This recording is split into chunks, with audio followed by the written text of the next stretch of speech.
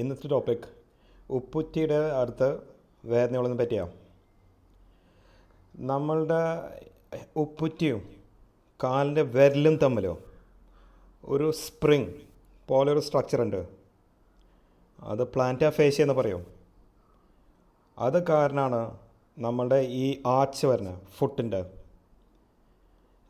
ഈ സ്പ്രിങ്ങിൻ്റെ മുകളിൽ നീര് വരുമ്പോഴാണ് ഈ പെയിൻ വരുന്നത്.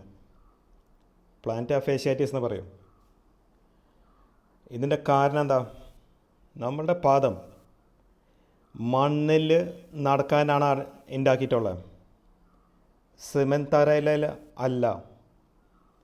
സോ എന്ത് പറ്റിയെന്ന് വെച്ചാൽ നമ്മൾ ഈ സ്മൂത്ത് സർഫസ്, തണുപ്പായ സ്മൂത്ത് സർഫസിൻ്റെ മുകളിൽ നടക്കുമ്പോൾ ആ ഹീൽ ഉപ്പുറ്റിയുടെ അവിടെ ആ സ്പ്രിങ് പോലെ സ്ട്രക്ചറിൽ, അതായത് ഇങ്ങനെ ഇരിക്കും.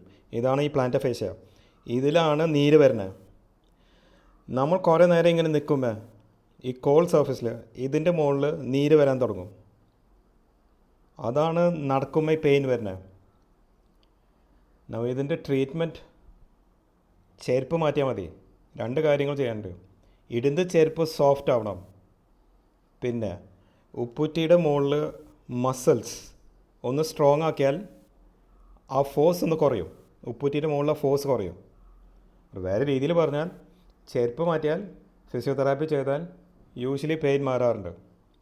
ചില ആൾക്കാർക്ക് ഇതൊക്കെ ചെയ്താലും മാറില്ല. അങ്ങനെയാണെങ്കിൽ വേറെ ഓപ്ഷൻസ് ഉണ്ട്. Thank you. അതായത് നമ്മൾ ആ സ്പ്രിങ് ഒന്ന് ലൂസാക്കിയിട്ട് കൊടുക്കും കുറവില്ലെങ്കിൽ. Thank you.